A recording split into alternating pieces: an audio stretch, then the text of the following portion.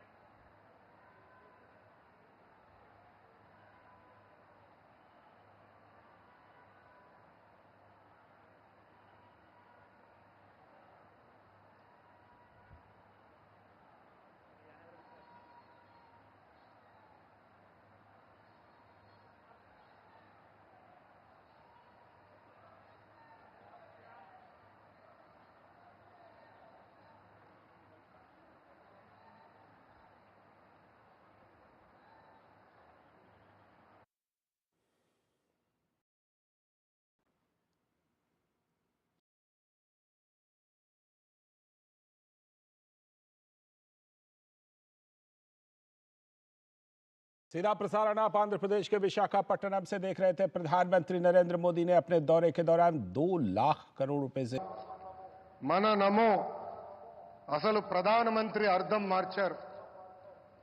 గత ప్రధానమంత్రిగా ఉంటే ఈ రోజు మన నమో పీపుల్స్ మ్యాన్ గా మారారు. నమో vision is global but his heart is always with Bharat. नमो मतलब गरीबों का विश्वास, नमो मतलब गरीबों का भरोसा, नमो मतलब इस देश का हौसला. పేదల చిరునవ్వు నమో, మహిళల ఆత్మగౌరవం నమో, యువత భవిత నమో, అన్నదాతల కలలో ఆనందం కూడా నమో. Viksit Bharat 2047 vision document release చేసి 2047కి భారతదేశాన్ని అభివృద్ధి చెందిన దేశంగా తయారు చేసే లక్ష్యంతో పనిచేస్తున్నారు మన నమో.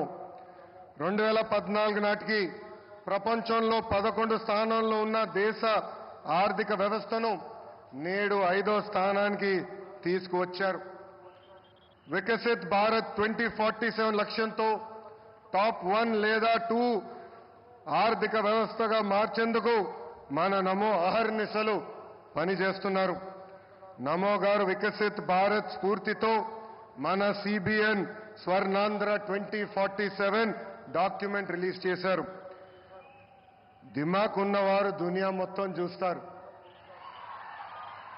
సిబిఎన్ విజన్ 2020 అంటే కొంతమంది ఎగతాళి చేశారు, వెటకారంగా మాట్లాడారు. కానీ ఇప్పుడు హైదరాబాద్కి వెళ్ళి చూస్తే ఆయన విజన్ 2020లో చెప్పిన ప్రతి మాట నిజమైంది. వ్యవసాయం, విద్య, వైద్యం, పరిశ్రమలు, renewable energy, ports, airports, sports, ఇలా అన్ని రంగాల్లో కొన్ని లక్ష్యాలు పెట్టుకుని పని చేయటమే స్వర్ణాంధ్ర 2047. గత ప్రభుత్వం అసమర్థ పాలన వల్ల ఆంధ్ర రాష్ట్రం వెంటిలేటర్ పైకి వెళ్ళిపోయింది. ప్రతి నెల 4,000 కోట్ల రూపాయలతో డెఫిసిట్తో ఆంధ్ర రాష్ట్ర ప్రభుత్వం నడుస్తుంది. వెంటిలేటర్ పైన ఉన్న రాష్ట్రానికి ఆక్సిజన్ అందించారు మన నమో. అమరావతి, పోలవరం, ఇతర ప్రాజెక్టులకి నిధులు విడుదల చేశారు.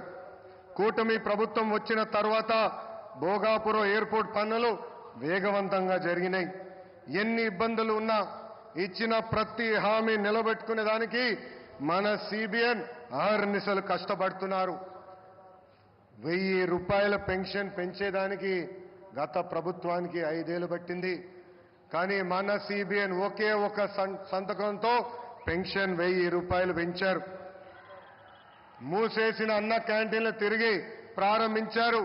దీపం పథకం ద్వారా ప్రతి గడపకి ఉచితంగా గ్యాస్ సిలిండర్లు అందజేస్తున్నారు. త్వరలో కూడా mega DSC, that is CBN. ఈరోజు చరిత్రలోనే నిలబడే రోజు. రాష్ట్ర దశాదిశ మార్చే ప్రాజెక్టులు మన నమో శంకుస్థాపన చేయబోతున్నారు. ఉత్తరాంధ్ర ప్రజల కోరిక రైల్వే జోన్. గత ప్రభుత్వం కనీసం భూమి కూడా కేటాయించలేదు. కూటమి ప్రభుత్వం వచ్చిన తర్వాత రైల్వే జోన్ ట్రాక్ ఎక్కింది. 2 లక్షల కోట్ల ప్రాజెక్టులు ఈరోజు మన నమో శంకుస్థాపన చేయబోతున్నారు. 1,85,000 కోట్లతో పొడిమడకలో ఎన్టీపీసీ గ్రీన్ హైడ్రోజన్ హబ్ ఏర్పాటు కాబోతుంది. నక్కపల్లిలో 1,877 కోట్లతో బల్క్ డ్రగ్ పార్క్, అనేక రోడ్ల ప్రాజెక్టులు, రైల్వే ప్రాజెక్టులు ఈరోజు ప్రధానమంత్రి గారు శంకుస్థాపన చేయబోతున్నారు. రాష్ట్ర ప్రజల తరపున నమో గారికి నేను కృతజ్ఞతలు తెలుపుకుంటున్నాను. ప్రభుత్వం కొనసాగింపు అభివృద్ధికి చాలా చాలా ముఖ్యం. నరేంద్ర మోడీ గారు మూడోసారి ప్రధానమంత్రి అయ్యారు. మూడోసారి దేశంలో ఎన్డీఏ ప్రభుత్వం ఏర్పడింది. అందుకే దేశంలో అన్ని రంగాల్లో అభివృద్ధి చెందుతుంది. ఆంధ్రప్రదేశ్ ప్రజలు కూడా ఆలోచించాలి. 2014 నుంచి 19 వరకు ఎన్డీఏ ప్రభుత్వంలో రాష్ట్రం ఎలా అభివృద్ధి చెందిందో మీరందరూ చూశారు. అదేవిధంగా 2019 నుంచి 24 వరకు జరిగిన విధ్వంసం కూడా మీరందరూ చూశారు. ఎన్డీఏ ప్రభుత్వం కొనసాగుంటే రాష్ట్రం ఏ పరిస్థితుల్లో ఉండేదో ఒక్కసారి అందరినీ ఆలోచించమని నేను కోరుతున్నా. I would like to thank the Honorable Prime Minister Narendra Modi ji for his continued support and unconditional love for the people of Andhra Pradesh. Sir, under the double engine Sarkar, Andhra Pradesh will not only transform itself into a fastest growing economy, but also contribute to the nation building. I believe strong states make strong nations, sir. North, South, East, West, wherever we go, there is only one mania, that is Mana Namo Mania. Andarki Namaskaram, Jai Hind.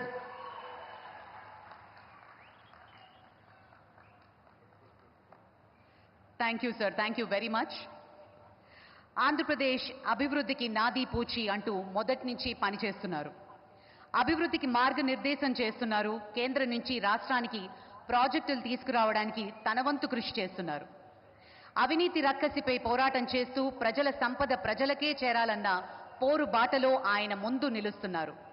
అధికారాన్ని చేపట్టిన నాటి నుంచి నేటి వరకు ఎప్పుడూ కూడా సంక్షేమమే ఆయనది. నిత్యం ప్రజలకి అందుబాటులో ఉంటూ వారి ఆకాంక్షల మేరకు పాలన సాగిస్తూ ఉన్నారు. ఎన్నికల్లో ఇచ్చిన హామీలు ఏ విధంగా భరోసా ఇచ్చారో అదేవిధంగా ఆంధ్రప్రదేశ్లో యువతను మేల్కొల్పే బాధ్యతను కూడా తీసుకున్నారు. పాలనపై పూర్తి స్థాయిలో దృష్టి పెడుతూ ఆంధ్రప్రదేశ్ను నవ్యాంధ్రగా తీర్చిదిద్దే క్రమంలో అలుపెరుగని బాటసారి మన ఉప ముఖ్యమంత్రి వర్యులు శ్రీ పవన్ కళ్యాణ్ గారిని మాట్లాడవలసిందిగా మనవి చేస్తున్నాం.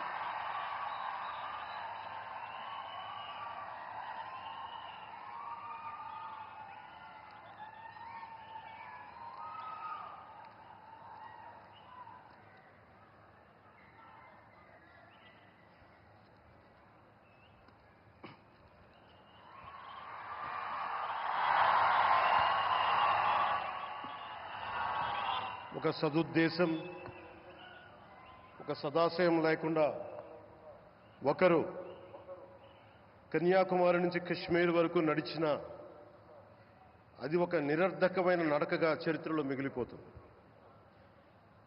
కానీ ఒక సదాశయంతో, ఒక సత్సంకల్పంతో ఇంకొకరు కన్యాకుమారి నుంచి కశ్మీర్ వరకు ప్రజలందరితో మమేకమై వారందరినీ ఏకతాటిపైన నడిపిస్తే అది ఆత్మనిర్భర భారత్ అవుతుంది.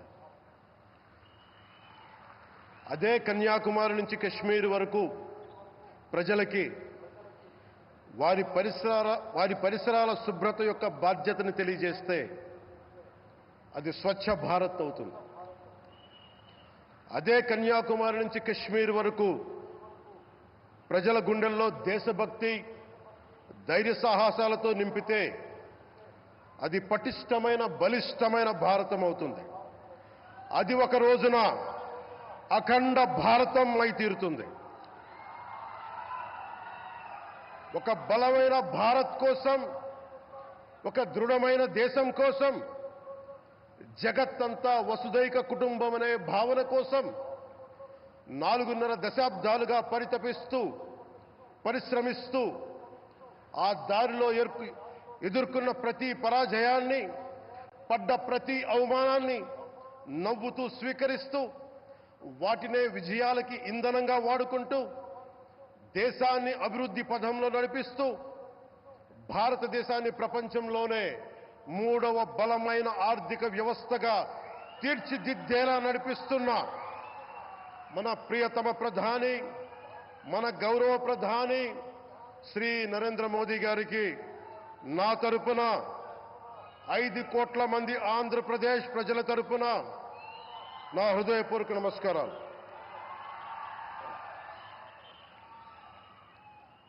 విద్యార్థి నాయకుడిగా రాజకీయాల్లో ప్రవేశించి రెవెన్యూ మంత్రిగా, ఆర్థిక మంత్రిగా మొదలై తెలుగుదేశంకి రథసారథి అయి 4వసారి ముఖ్యమంత్రి అయి తెలుగు ప్రజల్ని అభివృద్ధి పదంలో నడిపిస్తున్న దార్శనికులు, రాజకీయ ఉద్దండులు గౌరవ ముఖ్యమంత్రి శ్రీ నారా చంద్రబాబు నాయుడు గారికి నా హృదయపూర్వక నమస్కారాలు.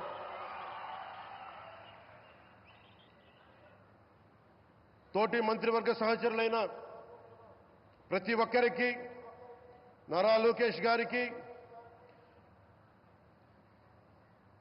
ఎన్డీఏ కూటమి శాసనసభ్యులకి, నాయకులకి, బీజేపీ నాయకులందరికీ పేరు పేరున నా నమస్కారాలు.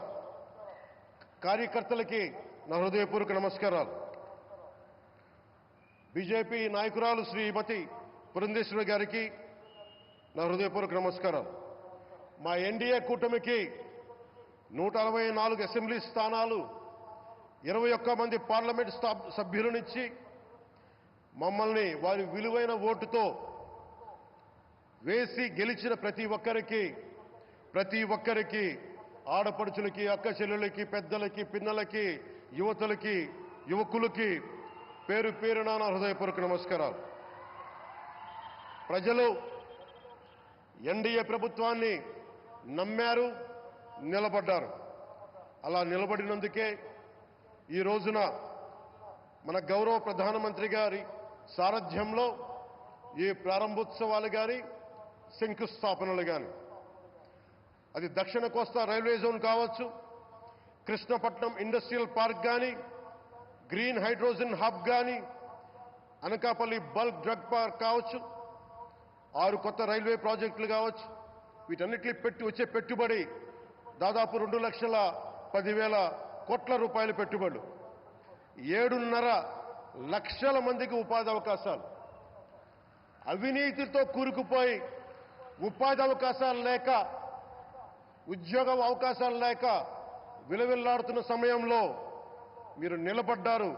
అందుకే ఈ రోజున ఈ 2 లక్షల పైచిలుకు పెట్టుబడితో 7.5 లక్షల ఉపాధి అవకాశాలు లభించి మనందరికీ ఇచ్చినందుకు మనస్ఫూర్తిగా ప్రధానమంత్రి శ్రీ నరేంద్ర మోదీ గారికి చేతులెత్తి నమస్కరిస్తున్నాం.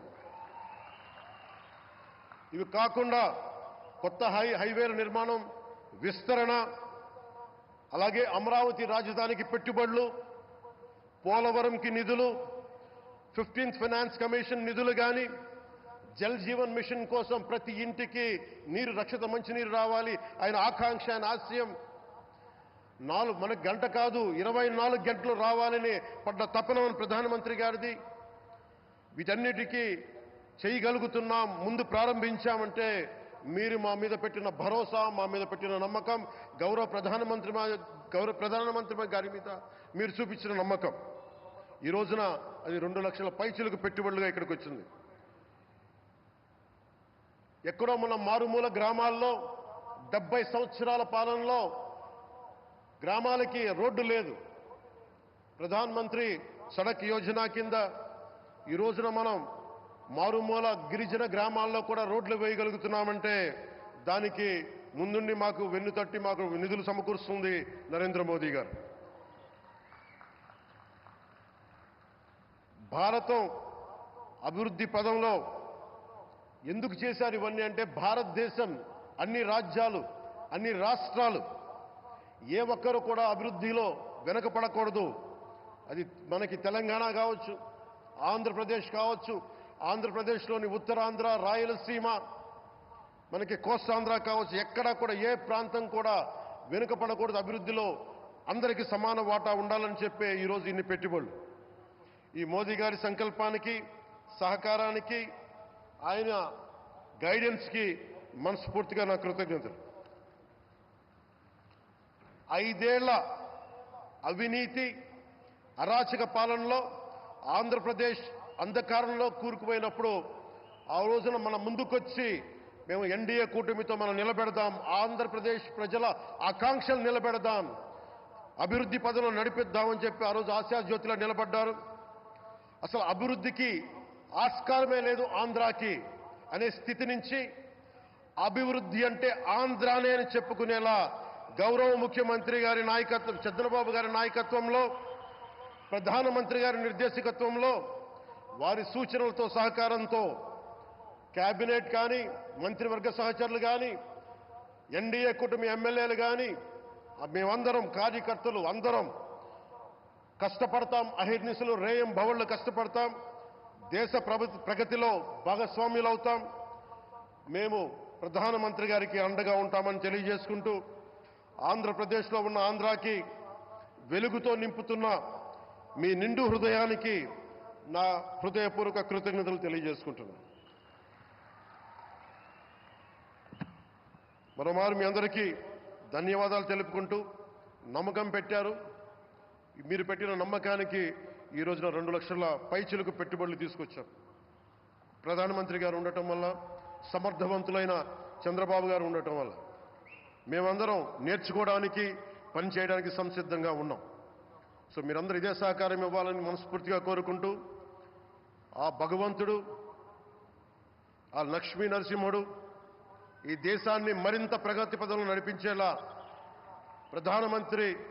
గౌరవ ప్రధానమంత్రి శ్రీ నరేంద్ర మోదీ గారికి దీర్ఘాయుష్ ఇవ్వాలి, ఆరోగ్యం ఇవ్వాలని మనస్ఫూర్తిగా కోరుకుంటూ, ఆ లక్ష్మీ నరసింహుడిని వేడుకుంటూ సెలవు తీసుకున్నాను. జై భారత్, జై హింద్.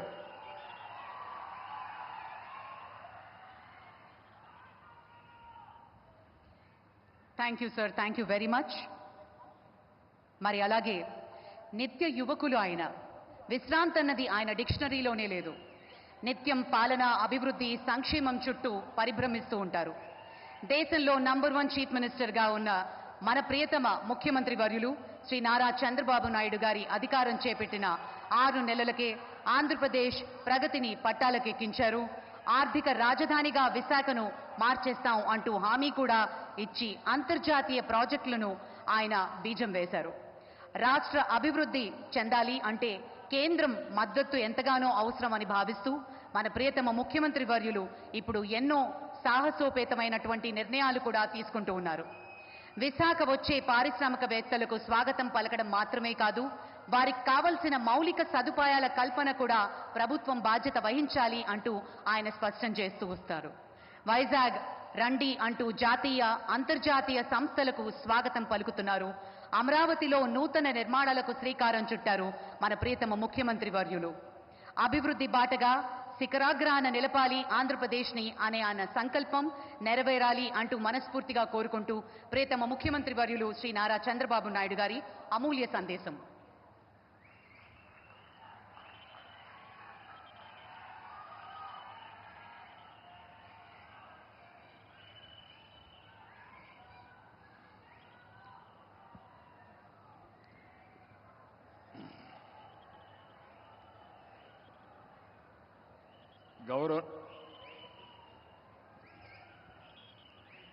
గౌరవనీయులు, మనందరి ప్రియతమ ప్రధానమంత్రి శ్రీ నరేంద్ర మోడీ గారు, గౌరవనీయులు మన రాష్ట్ర గవర్నర్ అబ్దుల్ నజీర్ గారు, మిత్రుడు, ఎప్పుడు కూడా ఒకటే ఆలోచిస్తారు, ఈ రాష్ట్రాన్ని అభివృద్ధి చేయడంలో నేను ముందుంటానని అన్ని విధాలా సహకరిస్తున్నటువంటి జనసేన అధినేత పవన్ కళ్యాణ్ గారు,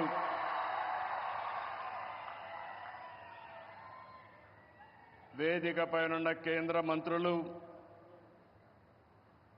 సహచర మంత్రివర్గ సభ్యులు, బీజేపీ రాష్ట్ర అధ్యక్షురాలు పురంధేశ్వరి గారు, ఈరోజు విశాఖపట్నంలో మిమ్మల్ని చూస్తూ ఉంటే ఎక్కడ లేని ఉత్సాహం కనపడుస్తూ ఉంది, అభిమానం కనపడుస్తూ ఉంది.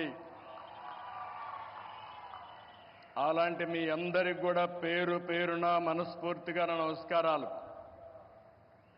ఇప్పుడే మన ప్రియతమ నేత నరేంద్ర మోడీ గారు రోడ్ షో చేశారు. రోడ్ షో అదిరింది, బ్రహ్మాండంగా జరిగింది. ఎక్కడ పోయినా ఒక విశ్వాసం, ఒక నమ్మకం మన ప్రధానమంత్రి గారి పైన ప్రజలకు ఉండడమే దీనికి కారణం. ఈరోజు మన రాష్ట్రానికి చరిత్రలో మిగిలిపోయే రోజు. ప్రధానమంత్రి గారి చేతుల మీదుగా 2,08,548 కోట్ల విలువైన ప్రాజెక్టులకి శంకుస్థాపనలు చేశాం, ప్రారంభోత్సవాలు చేశాం. ఇలాంటి శుభదినం నా జీవితంలో ఆంధ్ర రాష్ట్ర చరిత్రలో మొట్టమొదటిసారిగా జరిగిందని కూడా మరొకసారి విజ్ఞప్తి చేస్తున్నా. Green energy, NTPC green hydrogen park Pudimadaka దగ్గర 1,85,000 కోట్ల రూపాయలు పెట్టుబడులు పెడుతున్నారు. విశాఖపట్నం చిరకాల వాంఛ రైల్వే జోన్. 5 ఏళ్లు భూమి ఇవ్వకుండా కేంద్రం ఇవ్వాలన్నా ఇవ్వకపోతే 52 ఎకరాలు భూమి ఇచ్చి ప్రధానమంత్రి గారి ఆశీస్సులతో విశాఖపట్నం రైల్వే జోన్కు పనులు ప్రారంభమైనాయి. ఫార్మా రంగం, ఈరోజు మీరు చూస్తే బల్క్ డ్రగ్ పార్క్ కోసం నక్కపల్లిలో 1,877 కోట్ల రూపాయలు పెట్టుబడులు పెడుతున్నాం. Chris city industrial area Krishnapatnam 2,300 కోట్ల రూపాయలతో పెట్టుబడులు పెడుతున్నాం.